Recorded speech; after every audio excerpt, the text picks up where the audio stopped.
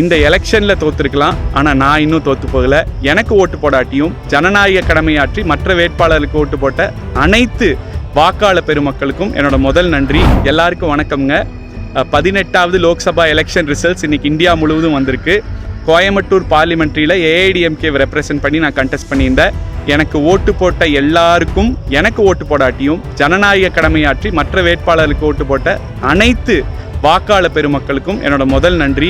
எனக்கு இந்த மிகப்பெரிய வாய்ப்பை உருவாக்கி கொடுத்த முன்னாள் முதலமைச்சர் எடப்பாடியார் அண்ணன் அவர்களுக்கும், அவங்ககிட்ட என்னை பரிந்துரை செய்த முன்னாள் அமைச்சர் எஸ்பி வேலுமணி அண்ணன் அவர்களுக்கும், அவங்க 2 பேர் சொன்னோன்னே இன்னைக்கு வரைக்கும் என்னோட ஒத்துழைப்பு கொடுத்து வேலை செஞ்ச மாவட்ட கலை செயலாளர்கள், சட்டமன்ற உறுப்பினர்கள், அனைத்து கட்ட நிர்வாகிகள், பூத் ஏஜென்ட்கள், பூத் நிர்வாகிகள், அடிப்படை உறுப்பினர்கள்னு எல்லாருக்கும், கூட்டணி கட்சி, தோழமை கட்சி நண்பர்களுக்கும் என்னோட மனமார்ந்த நன்றிகளை சொல்லிக்கிறேன். அது மட்டும் இல்லை, காவல்துறை, மீடியா துறை, எலெக்ஷன் கமிஷனை சேர்ந்தவங்க மற்றும் பல துறைகளை சேர்ந்த அரசு அதிகாரிகள் அல்லும் பகலும் கஷ்டப்பட்டு இந்த எலெக்ஷனை நடத்தியிருக்கீங்க.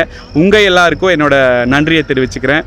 இந்த நேரத்தில் என்னோட நல விரும்பிகள், உறவினர்கள், நண்பர்கள், எனது தாய், மனைவி, மகன் மற்றும் அனைத்து நல்லுள்ளங்கள் யாரெல்லாம் எனக்காக இந்த எலெக்ஷனுக்கு ஒத்துழைத்து வேலை செஞ்சீங்களோ அனைவருக்கும் நன்றியை தெரிவிச்சுக்கிறேன்.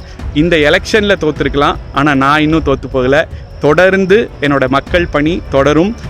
என்னோட இ-சேவை மையம் முதல் எப்படி வேலை செஞ்சுட்டு இருந்ததோ அதே மாதிரி தொடர்ந்து மக்களுக்காக பணியாற்றும் என்று கூறி மீண்டும் ஒரு முறை உங்கள் எல்லாருக்கும் நன்றியை கூறி விடைபெறுகிறேன். நன்றி, வணக்கம்.